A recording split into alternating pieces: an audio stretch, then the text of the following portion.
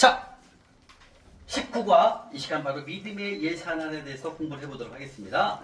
믿음의 예산안, 우리 커리큘럼 교과 과목은 오늘 이 시간이 믿음의 예산안 시간이 마지막 시간입니다. 공부는 여기로 공부를 과정은 다 끝나게 됩니다. 믿음의 예산안 끝난 다음에는 이제 우리가 나의 선포식 20분 정도 또 시간을 드릴 테니까 그때 공부를 좀 하시고요. 그 다음에 폴로잉하는 시간을 갖고 그 다음에 마지막 3분 간증을 하고 마지막 수료까지 하도록 하겠습니다. 그래서 교과 과목제 마지막 19과 믿음의 예산에 대해서 지금 한번 공부를 해보겠습니다. 자, 지금 뭐라고 했어요? 제가 뭐라고 했습니까? 믿음. 자, 믿음은 뭐가 들어간다고 했어요? 말씀 플러스 그렇죠. 순종. 그러면 기적입니다. 여러분들 항상 이걸 외워놔야 돼요. 네, 믿음이라는 단어가 딱 나오면 말씀 플러스 순종 플러스 니코로 기적라고 말씀하신다는 거죠. 그러면 믿음의 예산이라는 뜻은 뭐예요? 믿음이네. 그럼 뭐예요? 하나님과 함께 예산안을 짜는 거예요. 하나님과 함께 예산안을 세우는 걸 말하는 것입니다. 자, 하나님과 예산안을 짤 때는 그냥 하면 되겠습니까? 뭐가 들어갈까요? 기도. 그렇죠? 예, 기도를 하면서 하나님께 물어봐야 됩니다. 무엇을 넣고 무엇을 빼야 할까요? 이렇게 기도를 해야 된다는 거죠. 자, 그럼 믿음의 예산안. 믿음 속에는 말씀 플러스 순종이라는 것이 들어가 있습니다. 그럼 믿음의 예산안이란, 잘 적으세요. 이거 제가 거시기 강의록을 다 올려드리니까 못 적은 건 강의록을 제가 올릴 때 그때 보고 적으면 됩니다. 믿음의 예산안이란 주님과 함께 세우는 거죠. 자, 믿음의 예산안의 뜻이란 수입이 불규칙하거나 없는 것과, 다시 말하면 수입이 불규칙하거나 없는 것과 상관없이 주님과 함께 세우는 것. 믿음의 예산안이란 수입이 불규칙하거나 없는 것과 상관없이 주님과 함께 세우는 것. 이게 바로 믿음의 예산안이에요. 자, 우리가 세상적으로 가계부를 쓰는 것은 뭐예요? 우리는 가계부라고 작성을 한다고 합니다. 그죠? 그리고 이 믿음의 예산안은 예수님과 하나님께 기도하면서 작성을 하는 것이 바로 믿음의 예산안이에요. 이게 세상에서 쓰는 예산안은 가계부를 작성하는 거잖아요. 우리는 바로 믿음, 하나님 말씀을 듣고 그 말씀에 의해서 예산안을 짜는 것. 근데 이 예산을 짤 때 수입이 있거나 없거나 상관없이 믿음으로 기도하면서 짜는 것이 바로 믿음의 예산안이에요. 예를 들면 이거예요. 우리 정서연 집사님은 예를 들면 이제 수입이 계약을 많이 하게 되면 수입이 많아지는 거고 계약이 적을 때 줄어들잖아요. 일정치가 않아요. 그죠? 이럴 때는 어떻게 짜냐면 전달 걸 비교해서 짜는 거예요. 내가 전달에 수입 버는 게 한 달에 500이야. 그럼 500을 놓고 이번 달에 짜는 거예요. 이해 가십니까? 우리 이제 집사님은 거기서 사업부 사회복지사에서 버는 소득이 예를 들면 300이야. 그러면 지난달에 소득을 갖고 300을 갖고 이번 달에 짜는 걸 말하는 거예요. 그러면 나는 지금 막 서울 올라와서 지금 막 일 시작해야 되는데요. 우리 영주자매님처럼 이제 광주에서 이제 서울 광주로 경기도 광주로 올라와. 전라도 광주에서 경기도 광주로 올라와시오. 그러면 어때? 이제 올라오면서 이제 직장도 구해야 되고 여러 가지 또 이제 일터를 구해야 되잖아요. 이럴 때는 어떻게 된다? 수입이 아직 없잖아요. 그죠? 이럴 때는 전달 것이 있으면 전달 거를 해서도 되고, 아니면 기도를 해보세요. 주님, 제가 이번 달에 믿음의 예산을 짜야 되는데 어떻게 제가 짜면 좋을까요? 이렇게 기도를 하는 거예요. 그럼 전달 걸로 하도 좋고, 그 다음에 나는 지금 잠깐 좀 새로운 직장을 구하기 위해서 쉬고 있어. 이래도 수입이 없어도 뭘 짜야 된다? 예수님과 함께, 주님과 함께 믿음의 예산을 짜야 돼요. 왜 짜야 되냐면 여러분들이 1일날 딱 30일날 다 짜야 되겠죠. 내일 거, 다음 달 거는. 오늘 1일이네. 벌써 시작됐네요. 어제 이제 우리가 11월 걸 예산을 짰잖아요. 그럼 11월 예산을 짤 때는 하나님이 주실 거 공급하신 금액이 300으로 썼거든요. 근데 11월 말일날 가서는 하나님께서 나한테 공급하신 금액을 보니 500이 돼 있어. 이걸 믿음의 예산을 짜면은 하나님이 어떻게 얼마큼을 공급하시는 것을 알게 돼요. 이게 내가 예산을 짠 거는 500밖에 안 되지만 하나님이 이달 말에 가서 주시는 금액은 500이 아니라 2천만 원 줄 수 있다. 그런 뜻이에요.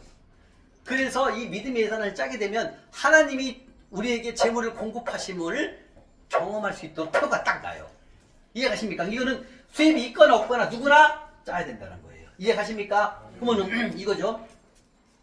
지금 내가 수입이 없어. 우리 영주자매가 예를 들면 지금 올라왔으니까 이럴 때 이렇게 하는 거예요. 내가 얼마큼 한 달에 쓰고 얼마큼 지출해야 되고 얼마큼 있어야 되는 건 본인들이 다 알잖아요. 그죠? 그러면 그거 갖고 딱 200을 놓고 짜는 거죠. 저는 제가 한 달에 200은 있어야 살아갈 수 있습니다. 근데 제가 이번 달에 올라왔기 때문에 수입이 없습니다. 아버지 그래도 제가 지난달에 살아갔던 것은 200만 원 정도는 있어야 되기 때문에 그럼 200만 원을 놓고 제가 짜겠습니다. 이렇게 기도를 하는 거예요. 그럼 하나님께서 200을 놓고 짜라 하면 돼요. 그럼 200을 놓고 짜는 거예요. 이해가십니까? 그러나 수입이 있는 분은 전달 걸로 해하면 되는 거고 이해가 되시죠? 다 이해가 됐죠? 궁금한 거 없죠? 수입이 있거나 없거나 예산은 짜게 되는 건데 수입이 없을 경우에는 내가 한 달에 사용할 수 있는 그 금액을 책정을 해놓고 짜면 되는 거예요. 이해가죠? 근데 전 단서가보다 하나님께 기도를 먼저 해야 된다는 거죠. 믿음의 예산안이니까. 자 그러면 즉 일반적으로 작성하는 가계부가 아닙니다. 하나님과 함께 기도하면서 작성하는 예산안을 뭐라고 한다? 믿음의 예산안이라고 말하는 것입니다. 아멘? 자 그러면 믿음의 예산안 세우기 전에 기도를 해야 됩니다. 첫 번째 믿음의 예산안 세우기 전에 기도할 것. 첫 번째 하나님만이 내 모든 것의 소유주이십니다. 두 번째 나의 공급자는 누구십니까? 하나님이십니다. 먼저 하나님께 기도하고 예산안을 작성하도록 마음을 정돈합니다. 네 번째는 하나님 무엇을 넣고 무엇을 빼야 하는지 말씀해 주시고 확인해 주십시오. 제가 순종하겠습니다. 그다음에 다섯 번째 저는 주님의 청지기입니다.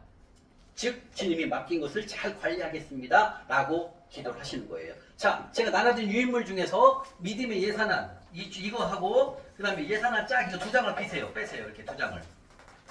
두 장을 빼세요. 네? 거기 들어있잖아요. 그 종이 거기 속에.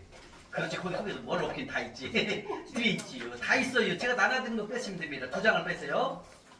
자, 그렇죠. 한 장 더 빼십사님도. 그렇지 이거 뒤에 있는 거. 예, 다 있습니다. 자, 그 다음에 믿음의 예산을 세우기 위해 기도를 했습니다. 그 다음에 믿음의 예산안 작성 방법. 1번 믿음의 예산안 작성 방법. 첫 번째가 하나님께 기도해야 합니다.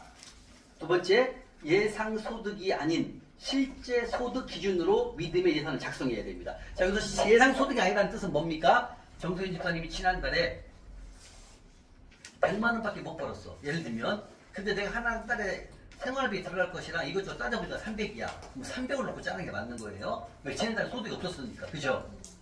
소득이 100만 원밖에 없다고 해서 살아갈 수 있는 건 아니잖아요. 내가 한 달 동안에 지출할 수 있는 경비가 있잖아요. 그럴 때 300을 놓고 짜면 되는 겁니다.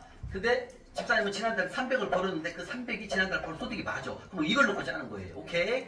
그 다음에 우리 자매님은 지난달에 이제 이번 달에 이제 지난 말에 올라왔으니까 아직 소득이 없고 새로운 직장 구해야 되니까 그럴 때는 내가 한 달에 들어가는 금액을 대충 다 알잖아요. 공과금 내고 뭐 내고 한 200이다. 그러면 200을 놓고 주님한테 기도하는 거. 주님 제가 지난달에 들어간 경비에 이 정도가 들어갑니다. 주님 제가 이걸 놓고 예산을 짜도 되겠습니까? 이렇게 물어보는 거죠. 그럼 주님께서 편안한 마음 주시고 왜 그게 맞아요. 그리고 그거에 맞춰서 짜는 겁니다. 그래서 믿음의 예산을 작성 다음에 첫 번째 하나님께 기도하기, 두 번째 예산 소득이 아닌 실제 소득 기준으로 믿음의 예산을 작성하는 것, 세 번째 각 사항에 따른 세부 항목을 설정을 하고, 네 번째 수입 분배를 해야 됩니다. 아멘.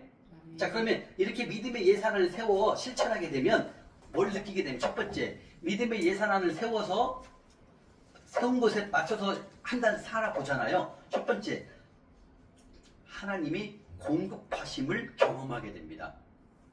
두 번째 다시 말하면 믿음의 예산을 세워 실천을 하게 되면 첫 번째 주님이 공급하심을 경험하게 되고, 두 번째는 뭐냐면 빚지는 삶이 없어집니다. 왜? 예산을 짰기 때문에 돈이 없으면 안 쓰는 거야. 이거 짜놓으면 안 써요. 근데 이건 안 짜놓으면 내 마음대로 하기 때문에 빌려버리게 돌려. 그래서 이거 믿음의 예산을 짜면 빚지는 삶을 살 수가 없어요. 안 살아. 이제 빚 안 지게 돼요. 세 번째 항상 넘치는 삶을 살게 됩니다. 믿음의 예산을 짜면은. 네 번째는 뭐냐면 심고 거듭의 삶을 통해 성부의 삶으로 영향력 있는 믿음의 사람으로 바뀌게 됩니다. 우리 정소연 집사님이 믿음의 예산을 지난달 안 땄자고 그랬죠. 예, 그 전달이 어떻게 됐었어요? 얘기를 아까 얘기하신 거. 7월달에 짰는데. 예, 7월달에 짰는데 그때는 공급이 엄청나게 늘었대요. 근데 지난달 9월달에 안 잡았대요. 한번 믿음의 예산을. 그랬더니 수입이 폭삭망했대. 안 된다. 이게 무슨 뜻이냐면 여러분들 이 믿음의 예산을 짜잖아요. 나중에 성부가 돼서는 안 짜도 돼요. 다 알아요. 다. 왜? 하나님 걸 51장 드리는데 뭘 안 짜도 된다니까요. 지금은 여러분 훈련기간 짜놔야 돼. 그 대액을 알아요. 나중에 돌파되고 성부가 되면은 안 짜도 다 여러분들이 51% 드리기 때문에 안 해도 돼요. 지금 훈련이기 때문에 하나님의 공급하심을 알아야 되잖아. 이 믿음의 예산을 짜놓으면 여러분들이 훈련이 많이 된다고요. 이게 안 하니까 폭망했대요. 했을 때는 하나님의 막 재물을 공급하신다는 거예요. 이게 여러분들 지금 말씀하신 대로 그냥 예산 소득 갖고 짜면 되는 거예요. 그러면 이 예산을 통해서 가장 먼저 할 수 있는 게 뭐냐면 하나님이 공급하신 걸 여러분들 하늘 통장에 다 적잖아요. 하늘 통장에 다 적잖아요. 하나님이 공급하신 거 내가 심은 거 다 적잖아요. 마늘날 가서 계산을 해보면은 내가 믿음의 예산을 짠 건 200밖에 안 했는데 여기 하늘 통장에 준 공급은 400이 돼 있다라니까요. 500 이렇게. 그러면서 내가 이 믿음의 예산을 짬으로 말미암아 하나님께서 나에게 주시는 공급이 많이 늘어나는 거예요. 이해가십니까? 그러면서 뭘 느끼냐면 이거 이 믿음의 예산을 짜니까 첫 번째 빚을 질 수가 없어. 이거 짜면 오바를 안 하니까요. 빚을 질 수가 없고요. 그리고 하나님의 공급하심을 경험하게 된다는 거예요. 그리고 항상 이 훈련을 통해서 나중에 돌파가 되잖아요. 넘치는 삶을 살아갈 수가 있다는 겁니다. 아멘? 자, 그럼 여기서 이제 믿음의 예산은 종류별을 나누게 종류. 자, 믿음의 예산 종류별 여기 있죠. 이거 읽어보세요. 자, 이거 다 보고 계세요. 자, 이걸 다 보고 계시면 첫 번째 의무사항이 있죠. 자, 의무사항이 뭐예요? 오메, 뭐가 나와 있어요? 다섯 번째, 부모님 용돈은 의무사항이에요. 이거는 부모님 용돈은 하늘통장에 적는 거 아니에요. 부모님을 드리는 것은 의무예요, 의무. 하늘통장에 입금으로 잡는 게 아니에요. 어떤 분이 물어보더라고요. 부모님 용돈 드리고 또 하늘통장에 적는 겁니까? 아니에요. 이건 입금이 아니에요. 이거는 내가 자녀로서 부모에게 해야 할 의무라는 거죠. 무조건 지켜야 되는 거죠. 의무라는 것은. 자, 그 다음에 11조 맞죠? 의무죠. 그 다음에 빚갚기 맞죠? 그 다음에 공과금, 세금, 부모님 용돈은 무조건 이 의무사항이다. 이겁니다. 의무사항. 두 번째, 심고 거듭의 삶을 우리 배웠죠? 예, 가난한 자 섬기는 거, 그 다음에 성빈 섬기는 거, 그 다음에 성전 건축. 그죠? 배웠죠? 그 다음에 또 여기에는 11조도 포함이 됩니다. 의무임에서 심고 거듭에 들어가는 거죠. 그 다음에 세 번째가 필요사항이다. 필요사항에는 뭐예요? 감사원금, 생필품, 교통비, 개인용돈, 교육비, 저축. 그죠? 그 다음에 요망사항은 뭐예요? 내가 갖고 싶은 거. 여러분들 뭐 집, 그다음 자동차, 뭐 냉장고, 컴퓨터, TV, 그 다음에 해외여행, 그 다음에 크루즈 여행, 이런 건 요망사항에 들어갑니다. 자, 여기까지 믿음의 예산은 종류별 보셨습니까? 여기서 가장 많이 헷갈리는 게 뭐냐면 부모님 용돈, 그 다음에 빚갚기, 이것은 1순위로 의무사항에 들어가는 것입니다. 아멘? 자, 여기까지 다 이해가 되셨죠? 네네. 자, 그러면 이제는 빚이 있는 경우를 한번 보겠습니다. 자, 여기서부터 이제 좀 어려워요. 잘 보세요. 자, 빚이 있는 경우 내가 월 100만원을 놓고 한번 설명해 볼게요. 100만원. 내가 이번 달에 믿음의 예산을 100만원을 놓고 짜는 거예요. 100만원. 자, 그럴 때 첫 번째 100만원 중에 50%는 얼마예요? 그렇죠. 50만원입니다. 50%를 뭘 해야 됩니까? 빚갚기가 1번이에요. 빚갚기가 1번입니다. 50%가. 두 번째, 11조와 봉헌물입니다. 11조는 몇 프로 해야 됩니까? 10%. 그렇죠. 정해져 있죠. 봉헌물은 15에서 15%를 해야 돼요. 왜? 심고 거둠을 심지 않으면 여러분 수학이 들려요. 그죠? 그래서 이 심는 것이 원래 우리가 봉헌물이 성경 속에 말하시는 성경 속에 말씀하시는 몇 프로죠? 봉헌물이 3.3%. 근데 여기 몇 프로 나와 있어요? 훨씬 많죠? 왜 그럴까요? 많이 심어야 되니까. 심어야 열매가 열리죠. 이해가십니까? 그래서 여러분들이 빚이 있는 경우를 말하는 것입니다. 빚이 있는 경우. 자, 그러면은 여기 10% 플러스 여기다 10% 하면 얼마예요? 20%죠. 그죠? 여기 10% 플러스 10%면 20%죠. 근데 15%가 되면 25%가 되는 거죠. 그러면 15%짜리 했다가 25% 할 때 25만 원입니다. 이렇게 들어가는 겁니다. 그러면 아까 50만 원 빚 갚았죠. 그 다음에 여기 25만 원 했죠. 그럼 75만 원이죠. 나머지 25만 원 갖고 소비를 다 해야 됩니다. 여기 소비에는 뭐가 들어갑니까? 부모님 용돈, 그 다음에 교통비, 핸드폰 값, 그 다음에 예를 들면 월세, 물세, 전기료, 여기에 뭐가 들어갔나? 여기에 들어가는 겁니다. 여기에. 얼마? 25만 원. 그리고 합쳐서 얼마입니까? 100만 원인 거예요. 빚이 있을 때는 이렇게 짜는 것입니다. 빚이 있을 때. 이해가십니까? 우리 재성이는 대답을 안 하시네. 3.3%밖에 안 드렸는데 여기는 10에서 15%에 있으니까 대답을 안 하시네. 늘어났죠? 3.3% 갖고는 안 돼요. 더 심어야 됩니다. 왜? 그게 열매가 높은 이자를 주시니까. 이해가십니까? 빚이 있는 경우 이렇게 짜면 됩니다. 그러니까 딱 이거예요. 여러분들에게 엑스트라 머니가 들어오면 100% 뭐 해야 된다? 빚 갚기예요. 거기서 10원도 쓰면 안 돼요. 엑스트라 머니가 들어올 때는 바로 갚아야 돼요. 그걸 쓰면 안 된다고요. 왜? 그걸 쓰면 하나님께서 안 줘요. 왜? 너는 줘봤자 또 너를 위해서 또 쓰네. 딸아, 아들아. 하나님 안 믿어요. 근데 들어오는 대로 엑스트라 머니가 들어왔을 때 빨리 빚을 갚아버리세요. 그러면 그 다음에 하나님께서 더 재물이 크게 돌아요. 빨리 빚을 갚을 수 있도록 하나님께서 재물을 보내신다는 거죠. 그리고 안 열리는 사업장도 열리고요. 그리고 물건 안 나가던 물건도 더 나가고요. 그 다음에 보험 기간이 더 돼요. 예를 들면 이런 일들을 하나님이 만든다는 거죠. 그래서 우리의 1순위가 뭐다? 빚갚기. 하나님이 제일 기뻐하시는 것이 빚갚기입니다. 그래서 잠언 6장 1절, 2절, 3절, 5절은 뭐라고 써요? 눈고 풀이 감기지 않도록 돈 벌어서 빚갚다 이거예요.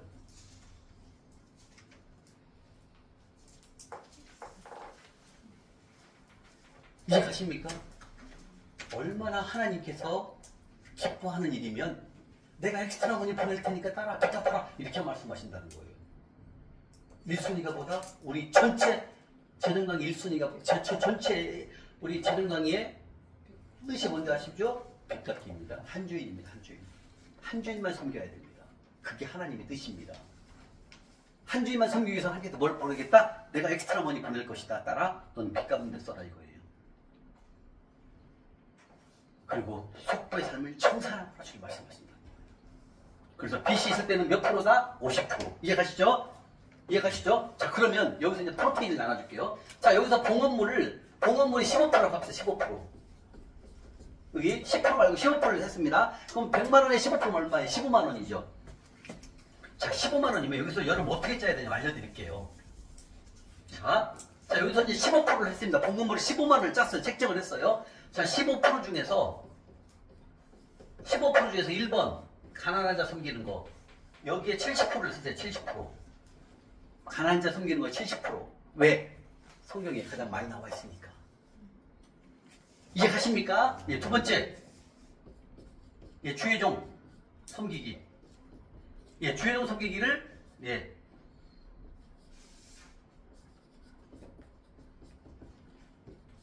그 다음에 건축원금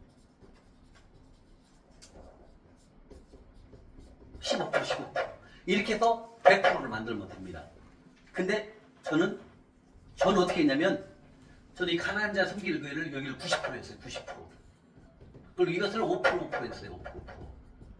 저는 그렇게 했어요. 가난한 자 섬기는 거를 90% 했어요. 저는. 아까 말씀드렸다시피 어떻게 했냐면 저는 돈만 생기면 저는 용산, 돈만 생기면 종로에 가서 늘 도시락하고 물하고 바나나하고 사서 섬겨드렸어요. 그 다음에 좋아하는 분들은 커피가 좋아하시는데 그분은 거기 편의점 가면은 1,500원이면 아메리카노 뽑을 수 있잖아요. 그죠? 아메리카노 딱 뽑아갖고 드려요. 그리고 여름에는 냉커피는 아메리카노에다 얼음 사가지고 얼음 1,000원, 아메리카노 1,500원, 2,500원짜리 딱 사갖고 딱 드려요. 커피 좋아하는 분들 많이 계시거든요. 저는 원래는 70%, 15% 해야 되는데 저는 90%, 5% 이렇게 했어요. 이 가난한 자 섬기는 잠실, 용산, 종로에다가 저는 90%를 쏟았어요. 어떤 때는 100%일 때도 있어요. 왜 그럴까요? 하나님 말씀이 구절이 많이 나와 있어서 저는 그렇게 했어요. 여러분들이 70% 해도 상관없어요. 프로테인을 잘 정해놓고 하는 게 좋아요. 이해하십니까? 대답을 하십시오. 이해가 다 하셨죠? 네. 여러분들이 70% 할 건지 90% 여러분들이 기도하시면서 하면 돼요. 그리고 또 이것도 알려드려요. 여러분들 저도 이거 배운 겁니다. 여러분들 저도 이렇게 이거 전역하기 전에 우리 보면은 뭐 해외로 막 보내는 거 있잖아. 뭐 보내고 뭐 10,000원씩 한 사람 섬기고 이런 거 있잖아. 저는 싹 취소했어요. 왜? 목사님 그러시더라고요. 그 해외로 하는 거 있잖아요.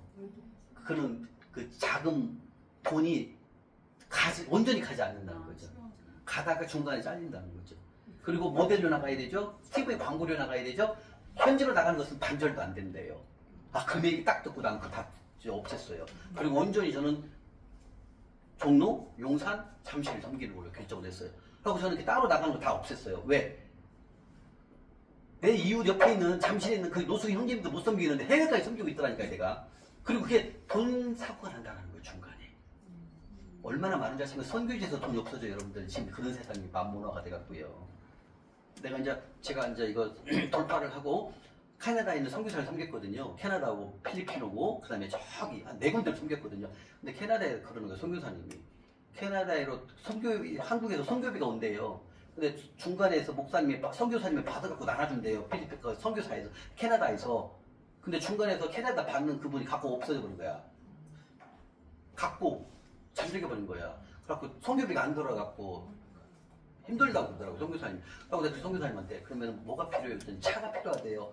하고 차가 그러면 중고차를 구입하는데 본고차 얼마 들어가요? 얼마가 필요하대 보내드렸어. 그럼 그걸 샀어야 되잖아요. 안 사고 딴 데다 쓴 거야. 그다음부터 제가 글로 섬길게요? 안 섬길게요? 그다음부터는 안 가는 거죠. 왜? 하나님이 흘러보내라고 했으면 그걸 갖고 그대로 그 차를 사야 되거든요. 본고차를. 근데 딴 데다 쓴 거야 이 선교사님이. 근데 이미 그 캐나다에서 그 중간에서 그걸 받는 그 선교사님이 갖고 튀어들어오고 잠적해버린 거야. 이런 일이 비일비지 않습니다. 여러분들 지금 돈이 만문화가 돼 있어요. 그래서 저는 그런 것들 다 중지하고 그냥 우리가 눈에 보이는 거 그냥 잠시 여기 가서 한 분을 숨기는 게 하나님 더 효과적인 거죠. 왜 기뻐하신다는 거죠. 왜? 우리는 새 나가는 게 없잖아요. 근데 회유를 보내는 거는 중간에 그런 얘기가 있대. 그 얘기 딱 들고 아유 그거 하면 안 되겠다. 일단 국내 어려운 이웃 내 형제 내 이웃을 섬겨야 된다는 거죠. 그러니까 여러분들은 기도하면서 하시면 돼요. 저는 중간에 새 나가는 것을 줄이자 이거죠. 그리고 실질적으로 여러분들이 와서 섬기는 거기에 더 집중하시라는 얘기입니다. 이해가십니까? 네. 그래서 70을 하든 90을 하든 여러분들 기도하시면서 하시면 됩니다. 이 프로테이지 알려드리는 거예요. 아셨죠? 재성일님? 네. 대답 크게 해야죠. 네. 예. 크게 해야 자신감이 있다는 거예요. 네. 예. 지금도 잘하고 계시지만 예. 이렇게 하시면 좋아요. 왜 그럴까요? 이 11조의 공허물은 많이 심을수록 하나님께서 나에게 주셔야 되잖아요. 왜? 내가 가난한 자를 섬기는 것은 보다 여호와께 구워드리는 것이 되잖아요. 하나님을 빚쟁이로 만들어버리잖아요. 그리고 하나님께서 우리에게 뭘로 주신다? 풀로 갚아주시겠다. 그게 마가복음 2장 4장 20절에 30, 60, 100배 이자로 주겠다 말씀하신 거예요. 아멘. 자, 빚이 있는 경우 이렇게 짜는 겁니다. 이해가시죠? 1순위가 뭐예요? 두 번째가 심어야 됩니다. 세 번째는 소비 저축입니다. 이겁니다. 그래서 부모님 용돈 어디에 들어간다? 소비에 들어가는 겁니다. 의무이기 때문에. 여기 안 들어갑니다. 여기 봉헌물에 들어가지 않습니다. 부모님 용돈은요, 의무니까 소비로 들어갑니다. 소비. 이해가시죠? 자, 그 다음에 이제 빚이 없는 경우. 여러분들 돌파를 하잖아요. 우리 영주자매님하고 태상님 잘 들어야 돼. 재수경제님 미안해. 태수가 아니라 재수. 예. 영주자매님 잘 보세요. 자, 빚이 없는 경우는요, 이것도 역시 100만원을 놓고 갑니다. 100만원. 자, 100만원을 놓고 가겠습니다. 소비가 몇 프로예요? 50%예요. 소비가. 그 다음에 저축이 몇 프로예요? 이거예요. 이렇게 차이가 나요. 아까 여기서는 뭐예요? 빚 갚기가 50%였죠? 그죠? 근데 여기서 소비가 50%인 거예요, 소비가. 그리고 11조 10%, 보험을 20%, 합쳐서 30%. 그죠? 그래서 30, 50, 20, 100%가 되는 거예요. 자, 이해가십니까? 빚이 없을 때 우리 영주자매님은 재성님은 그럼 여기서 이제 성부가 되면 어떻게 됩니까? 여기서 소비를 여기가 51%가 돼야 되잖아요. 그죠? 여기서 21%를 더 가야 돼. 일로 이렇게. 일로 이렇게. 여기 몇 프로가 돼요? 29%. 그죠? 21%를 빼야 되니까 50에서 20을 29%가 되는 거죠. 이렇게. 그럼 이거 합쳐서 30에서 20의 합치가 뭐예요? 51%. 이게 성부가 되는 거예요. 성부. 이해가십니까? 자, 성부가 되는 것은 11조 10% 플러스 봉헌물이 31%가 돼야 돼요. 그러면 51%가 되면 성부가 되는 거예요. 하나님 나라에 51% 흘려보내는 거예요. 엄청난 거예요. 축복. 그러면은 소비는 몇 프로만 하면 되는데 29%. 그 다음에 저축은 20% 무조건 해야 돼요. 여러분들 성부가 되면은 우리 두 분은 저축을 해야 돼요. 이해가십니까? 이해가시죠? 이게 중요해요. 왜? 아브라함 때도 가나안 때는 기근이 들어갔고 옮겼었어요. 그건 뭐다? 우리가 살아가면서 흉년이 올 수 있다 이거죠.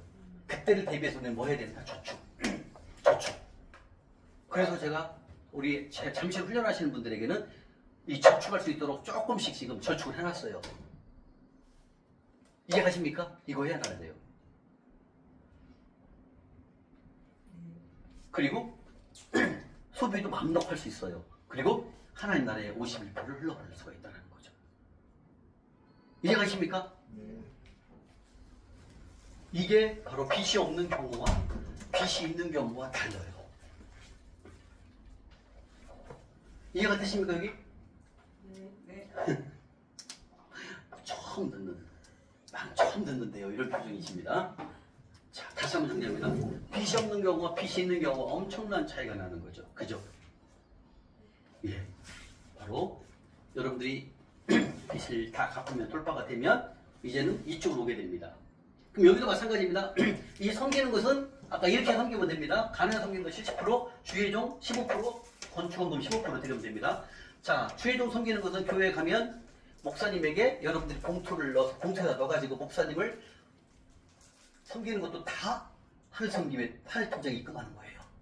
그 다음에 교회 가게 되면 건축원금 봉투 있죠? 건축원금 봉투에다 넣는 것도 하늘 통장이 맞습니다. 그 다음에 교회 가면 또 구제원금 봉투가 있죠? 거기다 넣는 것도 가난자 섬기는 거 맞습니다. 이해하십니까? 그리고 우리가 잠실역에다가 섬기는 것도 하늘 섬기는 통장에 넣는 것도 그것도 하늘 통장이고요.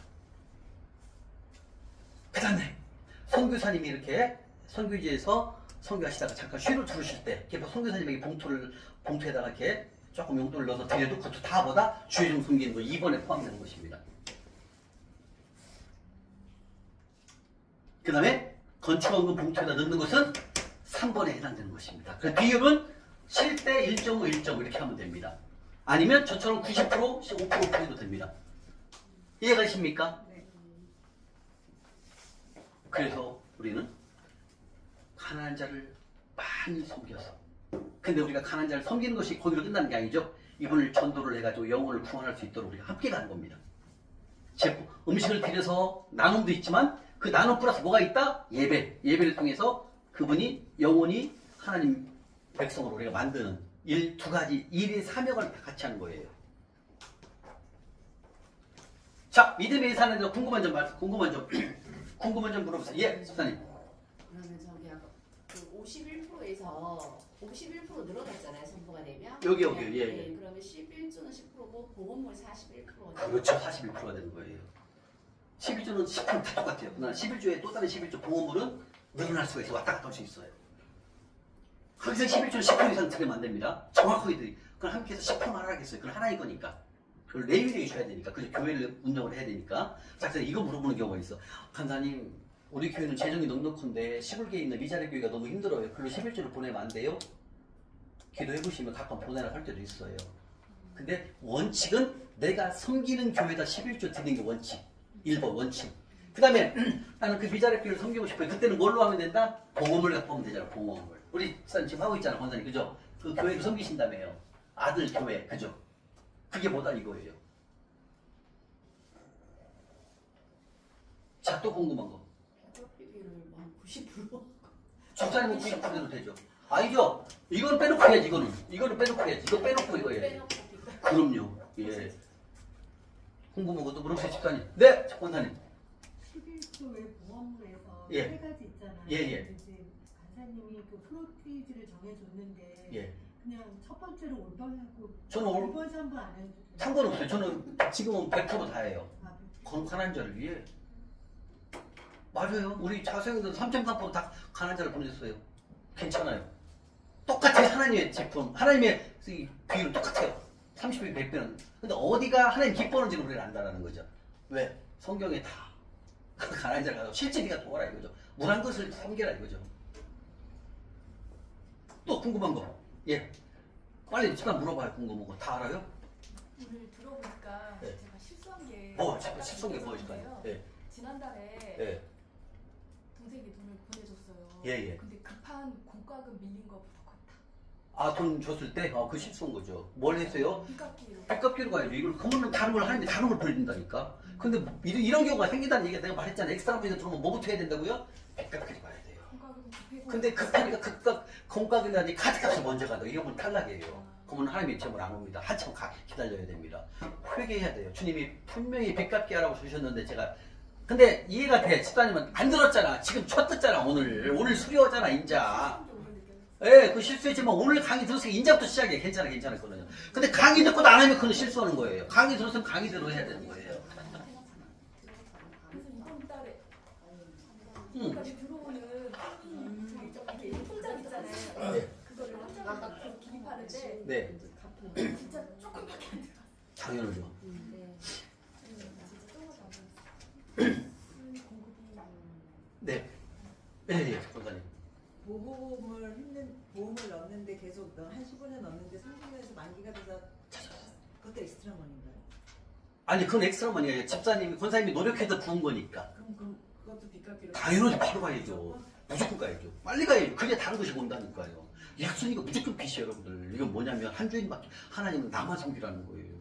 그럼 그거는 엑스트라 머니는 아니에요. 그건 엑스트라 머니가 아닌 거죠. 그거는 권사님 노력해서 부은 거잖아. 네. 근데 엑스트라 머니는 생각지도 않은데 돈이 온다니까. 그거는 권사님이 넣은 거니까. 만기가 돼서 이제 그렇지. 그건 권사님의 돈을 아껴서 넣은 거니까 그거는 엑스트라 머니가 아니에요. 내가 행위를 한 거니까. 근데 엑스트라 머니는 생각지도 않는데 동생한테 돈 오고 이런 걸 말하는 거예요. 동생한테 온 거나 생각지도 않은 옛날에 빚 꺼준 돈을 갚는 사람이 온다. 이게 엑스트라 머니를 말하는 거예요.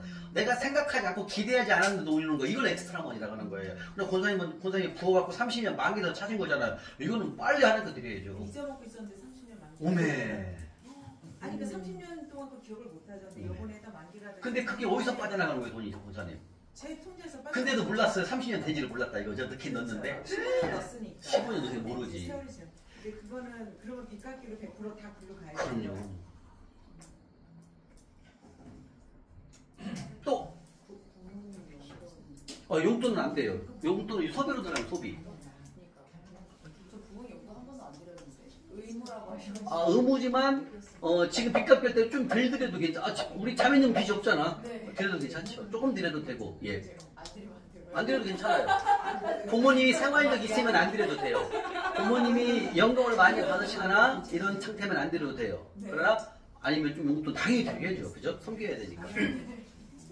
자, 근데 집사님은, 권사님은 그 보험에서 찾은 것은 이익금을 하는 걸 드려야 돼요. 보험물과 11조를 드려야 돼요. 이익금은 없고 만기가 됐기 때문에 예. 이제 사고 없이 만기가 됐으니까 아, 원금만? 더 빠지고 좀 차는 거죠. 만약에 뭐 1200인데 뭐 빠지고 뭐 900만 원 아, 이런 식으로 예. 그거는 덜 들어가죠. 100% 빚값별로 해보세요. 괜찮아요. 그건 목적 보험이랑 똑같습니다. 그럼요. 해외에 계신 목사님이 예. 노숙인 사역을 주로 하시는 분이에요. 예. 근데 그 목사님한테 드린 거는 주의종 섬기는 거예요? 가난한 자 다 들어가죠, 두 가지. 그래도 어디 한 곳에다 정해줘야지. 그럼 이제 그러니까 그 목사님 섬기는 주의종 섬기는 거 들어가야죠. 왜냐하면 주의종 섬기는 걸로 들어갔기 때문에 그분이 가난자를 섬길 수도 있고 자기가 쓸 수도 있거든요. 그게 주의종 섬기는 거 들어가야 좋거든요. 또 궁금한 거 박서중 집사님 다 아세요? 한 가지 예. 지금 이제 빚을 갖고 있는데 그 이자가 더 낮아져서 대환하는 거 있잖아요. 그러니까 지금 이제 빚을 갖고 있는데 제가 이제 이자가 훨씬 더 낮은 걸로 대환하는 거는 예. 안 되나요? 아, 돼요. 상관없어요. 그건 이자를 줄이기 위해서 바꾸는 거니까. 그것도 빚은 빚이지만 바꾸는 거 좋죠. 이자를 들리니까. 그건 무조건 해야죠. 그거는 네. 바꿔놓고 이자 들려면서 원금 갚는 거니까. 그건 빨리 해야죠. 근데 지금 다 갚을 수가 없기 때문에 이자 청구를 갈아탈라 그런 뜻이잖아요. 그죠? 그건 무조건 해야죠. 왜 이자를 작게 내니까. 그죠? 우리가 돈을 빚을 터내면 안 되지만 그 돈에서 갈아타는 거잖아요. 그럼 이자를 들리잖아요. 그건 해야죠. 네. 선교사님한테 드리는 게 아니고 예. 선교비로 들어는 건 아닌가요? 선교비. 뭔 말이에요? 그게 선교비가? 좀 구체적으로 권사님. 선교원금. 그건 선교원금은 주의종 선비가 맞아요. 아 그래요? 그러면 주의종 선비는 선교원금이랑 주의종금 다 들어간다니까, 선교비. 그러면 전도용으로 쓰라고 현금 돈 내. 그것도 선교비 맞죠? 선교죠. 아, 전도가 선교니까. 예. 축의금은 안 돼요. 조의금은 어려운 자를 섬기는 거니까 맞아요. 조의금은 적어도 돼요.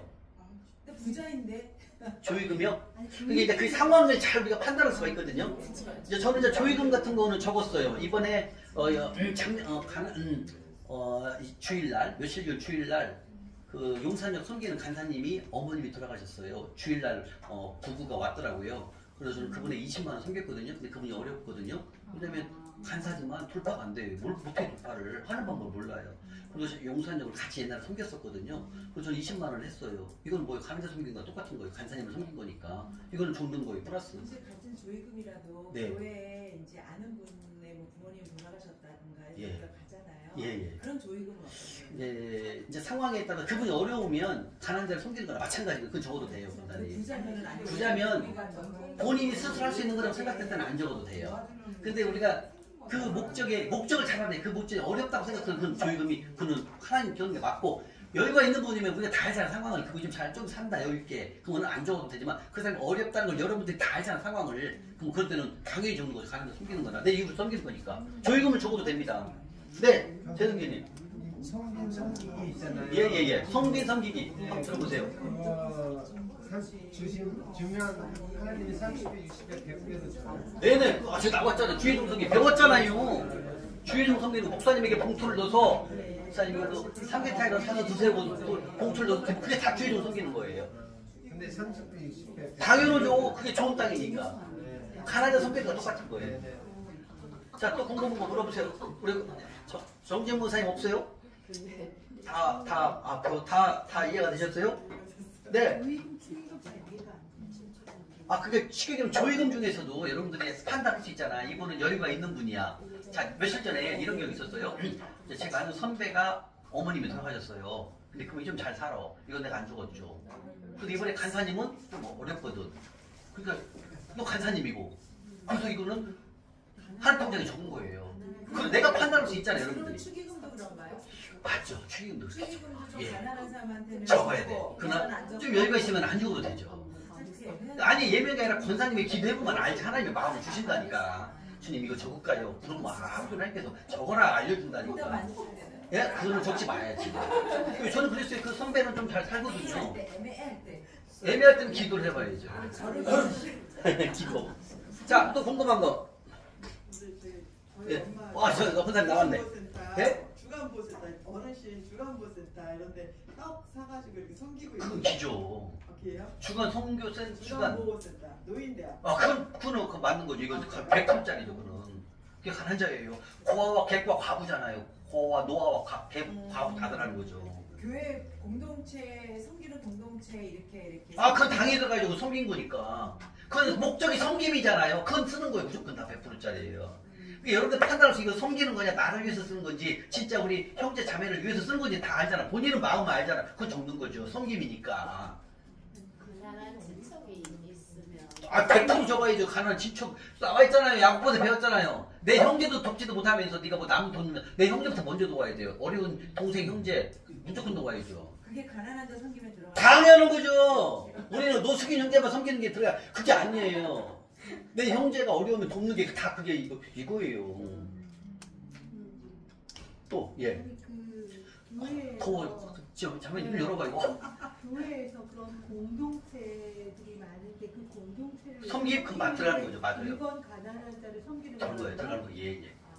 가난하진 않은데 그러니까 그럼 이제 선교비라고 2번으로 가면 2번. 선교비로 들어간다고 하면 선교비예요. 성교비로 예. 2번 주의종 섬기고 선교가 섬기는 거. 그 다음에 형제 섬기는 것도 다 포함되는 거예요.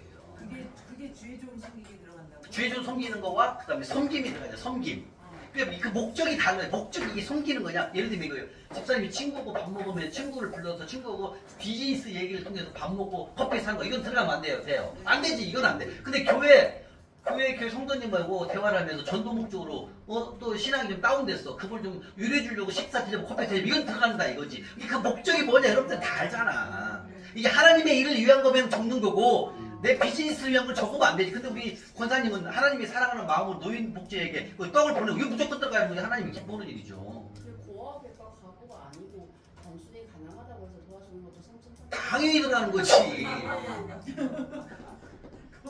나와 있잖아요. 네 형제가 울며 불며 울부짖고 먹을 거 입을 거 없는데 너 도망가냐? 하나님께서 너를 무시한다고 그래. 하나님을 무시하는 행위라고 하잖아요. 아파서 누워있는데 그냥 간다. 이거는 형제를 누굴 떠나서 이거는 우리에게 하나님께 뭐라 네가 악하다고 너는 내가 너를 무시한다고 이렇게 말하잖아. 그러니까 우리가 어려운 이웃을 도우는 거는 고아와 객 아이가 다 들어간다는 거예요. 네? 당연히 경비 섬기는 거 들어가죠. 당연히. 경비 섬겨갖고 그 사람 천도시켜야 되니까. 그건 목적이 권사님 목적이 선교 목적으로 섬겼잖아. 그거 들어가는 거예요. 그러니까 여러분들이 그걸 섬길 때 이게 하나님의 일인지 아닌지는 알잖아. 다 알잖아요. 그걸 하나님의 다시 우리가 경비 그냥 드립니까? 나중에 그냥 선교 말씀을 써갖고 붙여서 그냥 선교 아닙니까? 그걸 가난자 섬기는 거 맞죠? 그럼 우리가 내 목적으로 드리고 쓰면 안 돼요. 근데 그 목적이 하나님의 일이 들어가면 들어가는 거예요. 이해가죠? 제가 그 선교 그 선배는 잘 살고 그냥 내가 사회적으로 아는 선배야. 그러니까 조의금을 했어도 적으면 안 돼. 그거는. 근데 그 간사님은 알잖아요. 어렵고 좀 힘들고 또 하나님 일을 하는 사람이잖아요. 그러니까 섬기는 거는 그건 100% 죽는 거죠. 그러니까 여러분들이 섬길 때 이게 하나님의 일인지 아닌지 다 알아, 본인들은. 조카 용돈 이런 건 포함 안 되겠네요. 조카 용돈 같은 거는 적는 건 아니에요. 근데 오빠라는데 동생이라든지 이거 섬기는 거 맞아요. 그 동생이 어렵거나 힘들면 섬기는 거 맞아요, 있거든요. 내 동생도 무슨 근데 용돈은 아니에요. 목적이 달라. 용돈을 선거는 건 아니야. 아까 말한 용돈은 뭐로 들어가 있어요? 여기 나와 있죠. 용돈이 뭐예요? 그러면 소비로 들어가잖아요. 소비 사고 들어가잖아요. 소비 필요 사고 들어가잖아요. 그건 안 들어가는 거죠. 사초오빠를 어려워서 섬기는 거 맞죠? 그 다음에 수술할 때 수술비 이거 100% 적어야죠. 아니 노숙인 형님도 섬기는데 사초오빠 수술비 없는데 수술비 대중을 왜 안 적어? 당연히 적어야죠. 그게 가난해서 섬기는 거죠. 병문안 갈 때 그렇게 돈을 이렇게 드리는 거는 다 적어야죠. 아니 그분의 병원비를 본인이 부담할 수 있는 능력이 되는 그건 안 돼. 적으면 안 되지. 그 사람이 능력이 안 되는데 권사님이 대줘서 그건 적어야 되는 거죠. 근데 그 목적이 뭔가 여러분들 잘 보면 알잖아, 상황을. 그죠? 이게 나를 위한 것인지 진짜 하나님을 위하는 것인지 그 어려운 이웃을 어려운 형제를 위하는 것인지 여러분들 판단은 다 하잖아요. 자, 또 빨리 궁금한 거. 1분 남았습니다. 저기 뭐지? 네. 우리 저희 엄마 주간보센터 그거 뭐라 했지? 또. 회비를 제가 내드리. 그건 안 돼. 회비 내주는 건 아니죠. 예. 아니 어려운 사람 회비를 공동체에서 예. 어떤 사람이 회비를 낼 돈이 없는 거야. 그건 안 되지. 근데 대신 내주는 거 그건 안 되죠. 가난한 자 섬기는 거 아니야? 그건 아니죠. 회비는 자기의 권리고 의무잖아요.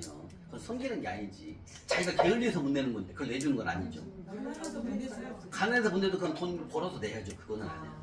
그 자기가 일할 수 근데 그 사람이 일할 수 있는 능력이 있잖아요. 아프지 않고 그러면 자기가 해야 되는 거예요. 그거는. 근데 여러분들 생각해서 이게 하나님의 일이다라고 생각하면 적는 게 맞아요. 그러나 이거는 나의 목적. 이면 안 적어야 돼요. 다 됐습니까? 네. 자, 이렇게 해서 믿음의 예산안을 여러분들 한번 다 궁금한 점까지 다 우리가 궁금한 점을 또 서로도 토론도 하고 또 이렇게 알려드렸습니다. 그래서 여러분들 이 믿음의 예산안을 꼭 성도가 될 때까지 한번 짜봐보세요. 그러면 어떻게 하나님을 공급하시고 어떻게 하나님 일하심을 여러분들의 몸소 경험할 수가 있습니다. 이렇게 해서 믿음의 예산 바로 하나님과 기도하면서 짜는 믿음의 예산안입니다. 세상에 쓰는 가계부가 다른 하나님과 함께 하시는 그런 예산을 짜는 것 정말 소중하죠. 그래서 여러분들 믿음의 예산을 잘 짜가지고 빚지는 인생을 살지 않습니다. 이걸 짜면은요. 왜? 이 안에서만 쓰기 때문에 오버되는 삶을 살지 않아, 교만한 삶을 살지 않다라는 거죠. 그래서 이 믿음의 예산안은 이렇게 쉽게 자세하게 알려주는 믿음의 예산안은 전 세계에도 없습니다, 여러분들. 이해가시죠? 예, 전 세계에서 이거 안 알려줍니다. 예, 여기만 딱 알려줍니다. 여기만. 여기가 어딘지 아시죠? 예, 오늘 수고 많으셨습니다.